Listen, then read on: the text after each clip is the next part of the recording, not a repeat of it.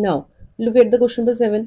अब मैंने आपको क्या बोला है, डिग्री चेक करो, ठीक है, फिर डिनोमिनेटर की फॉर्म चेक करो। अगर डिग्री करेक्ट है तो आप सीधा डिनोमिनेटर देखो कि किसके साथ मैच कर रहा है, ठीक है, और वो एग्जैक्टली मैच कर रहा है ये इंपॉर्टेंट नहीं है, डिग्री इंपॉर्टेंट है। पावर अंदर है या पावर बाहर है, ठीक है, दो फंक्शन है, एक फंक्शन है, दूसरा फंक्शन भी पावर में है या लीनियर में है, बस ये देखना है। सबसे पहले आप डिग्री देखो, ठीक है, तो देखो डिग्री तो शायद करेक्ट है क्योंकि ऊपर 1 है, नीचे कितना है, क्यूब, तो डिग्री का काम हो गया। फिर आप देखो कि कौन सा फॉर्म है। अब फॉर्म देखने के लिए प्रॉपर देखना जरूरी नहीं है कि मैम वहां तो माइनस में है यहाँ तो प्लस है, ऐसा कुछ इंपॉर्टेंट नहीं है, आपको सिर्फ डिग्री देखनी है, पावर अंदर है या पावर बाहर है। अब देखो यहाँ पे ये है लीनियर, ठीक है, x-1, लीनियर में क्यों बोल रही हूँ क्योंकि पावर 1 है। यहाँ पे है क्वाड्रेटिक या फिर डिग्री कितनी है इसकी, 2 है। अब वो फॉर्म जिसमें कोई भी फंक्शन है उसकी पावर अंदर है, वो कौन सा है, ये वाला फिफ्थ, ठीक है। तो एक ही क्वाड्रेटिक है, एक आपका ये लीनियर में है, ठीक है। ऊपर मैंने बोला ध्यान मत दो, इसको मत देखो, इसका मतलब सिर्फ इतना है कि इसकी जो मैक्सिमम डिग्री है वो 2 हो सकती है, तो ऑब्वियसली क्योंकि नीचे 3 है ना, तो मैक्सिमम ही 2 तक जा सकता है। अब 2 तक जा सकता है, 2 से कम भी जा सकता है, और हो सकता है यहाँ पे कांस्टेंट हो, उससे कोई फर्क नहीं पड़ता, ठीक है। इतना समझ में आया। तो डिग्री तो हमने चेक कर ली, डिग्री ऊपर 1 है नीचे 3 है, तो डिग्री वाला काम हो गया। फॉर्म ऐसा है कि डिनोमिनेटर में एक फंक्शन है जो क्वाड्रेटिक है और एक फंक्शन है जो लीनियर है। अब मेरी बात ध्यान से सुनो, जो लीनियर वाला फंक्शन है वो कांस्टेंट, सिंगल कांस्टेंट के अपॉन में आएगा, जैसे ए के अपॉन में आ गया x-1, ठीक है। और जो क्वाड्रेटिक वाला है, तो क्योंकि दो पावर है ना, तो दो दो कांस्टेंट चाहिए, ऐसे याद कर लो, तो हम इसको ऐसे लिख रहे हैं। बात समझ में आई?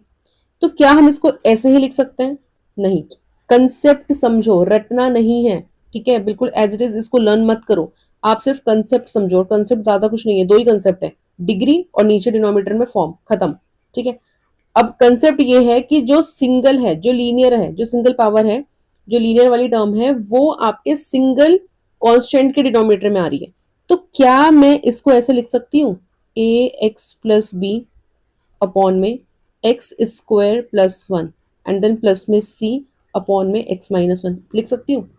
पर मैम यहाँ पे तो ए सिंगल है और बी एक्स प्लस सी के साथ लिखा है, तो आपने ये पहले कैसे लिख दिया, ठीक है।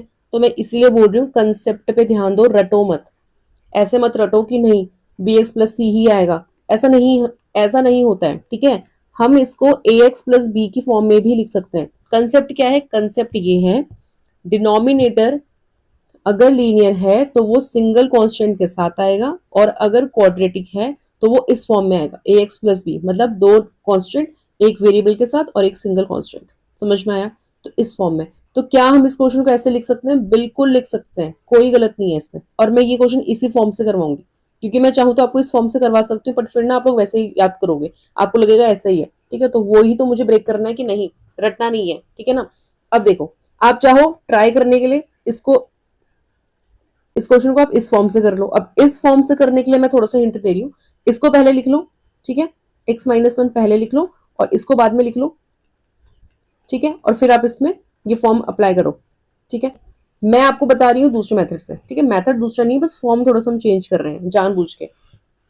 अब ये क्या है, आपका क्वाड्रेटिक है पहले, तो मैं इसको लिख रही हूँ ए एक्स प्लस बी की फॉर्म में, अपॉन में लिख रही हूँ मैं क्वाड्रेटिक वाला, ऑलराइट, एंड प्लस में सी, और अपॉन में लिख रही हूँ मैं लीनियर वाला। फिर हम क्या करते हैं, हम लेते हैं एलसीएम, तो यहाँ पे तो हो जाएगा x इज इक्वल्स टू, यहाँ पे कितना आ जाएगा, अब देखो ये पूरा एक ही टर्म है, इसको एक ही मानना है, ठीक है, भूल जाओ कि दो, ये सिर्फ एक है क्योंकि डिनोमिनेटर में एक ही है ना, तो ये पूरा एक ही माना जाएगा, ठीक है। अब क्या करते हैं, हम एलसीएम लेते हैं। एलसीएम लोगे तो डिनोमिनेटर में कितना आएगा आपके पास, एक्स स्क्वायर प्लस का 1, और यहाँ पे कितना आएगा x-1। अब ये सेम है तो ये तो मल्टीप्लाई होगा नहीं, आप इस पूरे टर्म को किससे मल्टीप्लाई करोगे, x-1 से। समझ में आया? और c को किससे मल्टीप्लाई करोगे, इस वाली टर्म से, क्योंकि c के डिनोमिनेटर में ये और ये सेम है, तो जो सेम होता है हम उसको नहीं लिखते हैं, ठीक है। तो अब मल्टीप्लाई करो, ये कितना हो जाएगा, ए एक्स प्लस बी, ठीक है। इतना दिमाग मत लगाना कि दो कांस्टेंट एक साथ हैं कैसे फाइंड करेंगे, जो हमें पता है हम वो कर रहे हैं बस, और कुछ नहीं कर रहे हैं, आंसर ना अपना पाता रहेगा, बस आप रूल्स फॉलो करो, ठीक है।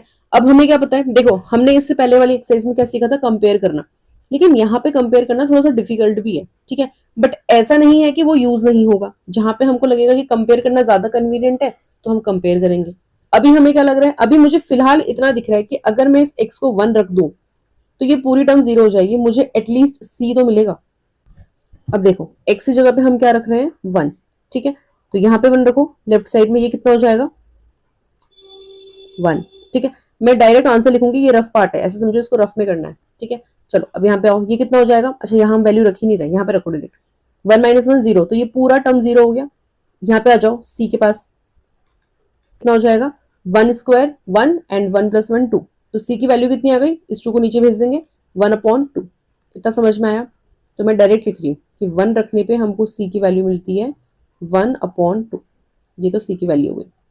अगर मैं इस x की जगह पे 0 पुट करूं तो मेरा b तो एटलीस्ट रहेगा, समझ रहे हो कैसे, सिर्फ a 0 होगा ना।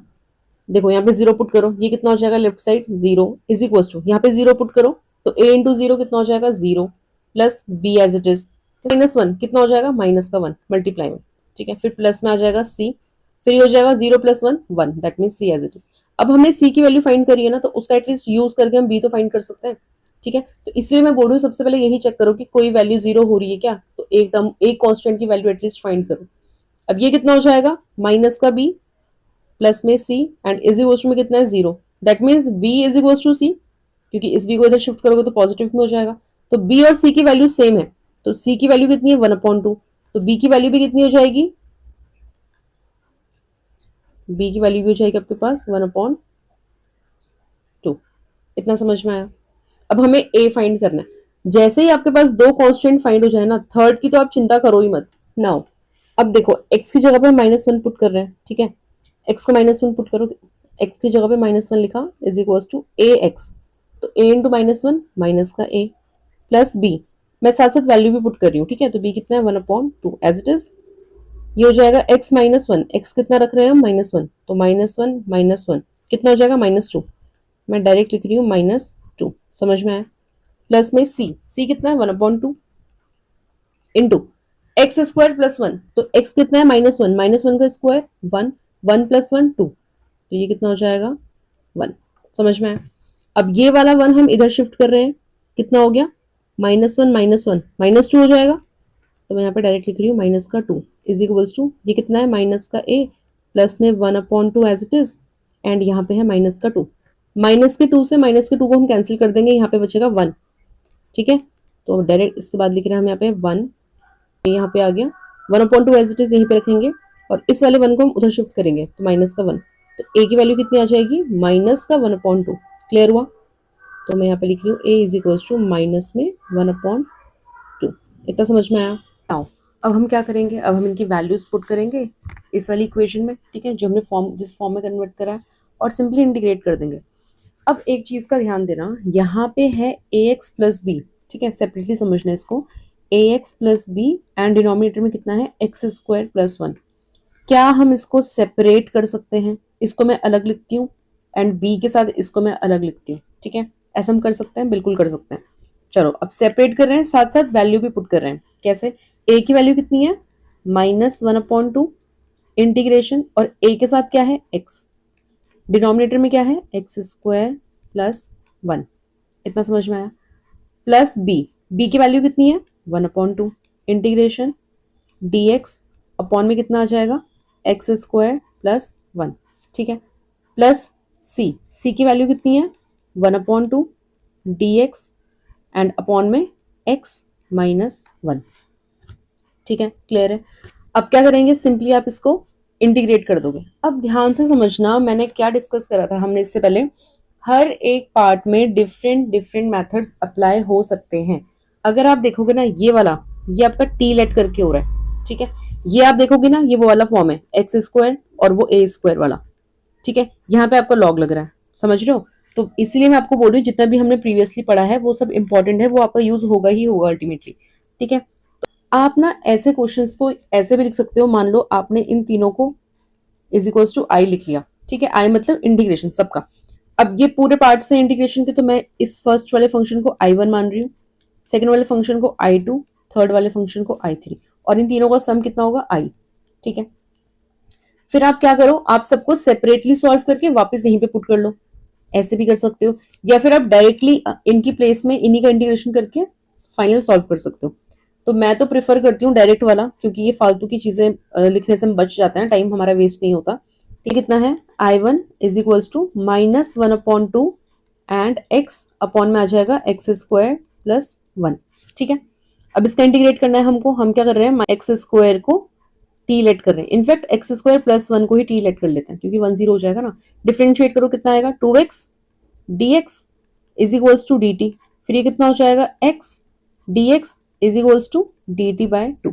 ठीक है, अब देखो यहाँ को x dx ये आपका न्यूमरेटर है, ये न्यूमरेटर किस में चला गया, ये चला गया आपका dt अपॉन 2 में। और क्योंकि 2 कांस्टेंट है हम बाहर लिखते हैं, लेकिन बाहर ऑलरेडी -1/2 है, तो -1/2 और ये वाला 2 भी बाहर आके कितना हो जाएगा 1/4। ठीक है, फिर ये हमने क्या माना t, समझ में आया। इसको हम क्या लिखेंगे, माइनस का 1/4, ये कितना हो जाएगा log t। इतना क्लियर है। फिर हम क्या करते हैं, t को रिप्लेस करते हैं, तो आप t को रिप्लेस कर दो, ये कितना हो जाएगा log x स्क्वायर प्लस 1। ये तो आया आपका I1। अब हम I2 सॉल्व कर रहे हैं। ठीक है, नाउ I2 कितना है हमारे पास, I2 है आपके पास 1/2 इंटीग्रेशन dx अपॉन में x स्क्वायर प्लस 1 स्क्वायर। ठीक है, अब बताओ इसका फॉर्मूला क्या था एक्स स्क्वायर प्लस 1 स्क्वायर का। देखो 1/2 कांस्टेंट, इसको हम बाहर लिख रहे हैं। ये कितना था आपका, ये है आपका, इसका फॉर्मूला होता है आपके पास 1/a। अब क्योंकि a आपका 1 है तो 1/1 मतलब 1। ठीक है, next is tan inverse x upon a। x कितना है, x ही है, a मतलब 1 एंड देन प्लस में c। ठीक है, तो c हम लास्ट में एक साथ लिखेंगे। तो ये तो हो गया आपका I2। ठीक है, I3 कितना हो जाएगा, देखो यहाँ पे सिंपल हो जाएगा log x माइनस 1। अब मैं यहीं पे लिख रही हूँ। ठीक है, कलर चेंज कर लेते हैं। ये I1 है, ये I2 है। ठीक है, I3 हम यहीं पे सॉल्व कर लेंगे, सिंप्लीफाई कर लेंगे। अब यहाँ पे वैल्यू पुट करो, देखो I1 कितना आया, I1 आया आपका this -1/4 log x square plus में 1।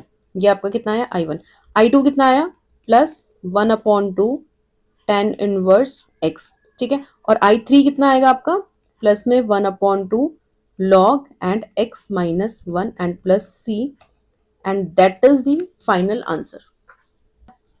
तो आप चाहो तो इसको सेपरेट करके ऐसे भी कर सकते हो। अब अगर आप डायरेक्ट करना चाहते हो तो आप डायरेक्ट भी कर सकते हो। कैसे, देखो इस पार्ट में टी लेट कर रही हूं, आप यहाँ पे लिखो let x square is equals to t, it will be 2x dx is equals to dt। 2 को हम नीचे शिफ्ट कर रहे हैं। ठीक है, तो ये रिप्लेस हो जाएगा किससे, dt से। तो आप यहाँ पे लिखो -1/2 and it will B dt upon 2। ठीक है, 2 को बाहर ले लेना, dt अपॉन 2 और 2 भी हमने बाहर लिख लिया और नीचे क्या आ जाएगा t।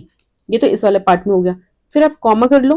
ठीक है, जो भी आपका फॉर्मूला लगेगा वो फॉर्मूला यहाँ पे लिख लो, एक्स स्क्वायर प्लस ए स्क्वायर, इसका फॉर्मूला लगेगा, ये हो जाएगा 1/a tan inverse x upon a। फिर कॉमा कर लो, यहाँ पे डायरेक्ट लिख लो लॉग इसको। ठीक है, नहीं भी लिखना तो मत लिखो, अगर लेकिन कोई और मेथड यूज हो रहा है तो उसको लिख सकते हैं। ये कितना हो जाएगा 1/a, a का मतलब 1 ही है। ठीक है, बाहर 1/2 इसको लिख लेते हैं, it will B tan inverse x upon a। ठीक है, एंड फिर प्लस में log x माइनस 1। ठीक है, हाफ भी है एंड प्लस में c। तो देखो ये आंसर और ये आंसर दोनों क्या है, सेम है। ठीक है, तो आपके ऊपर डिपेंड करता है आप कैसे करना चाहते हो। कैसे भी करो बट सही करो, कैलकुलेशन सही होनी चाहिए और रिप्रेजेंटेशन सही होना चाहिए क्वेश्चन का। ठीक है, चलो आई होप ये क्लियर हुआ होगा। नेक्स्ट क्वेश्चन करते हैं।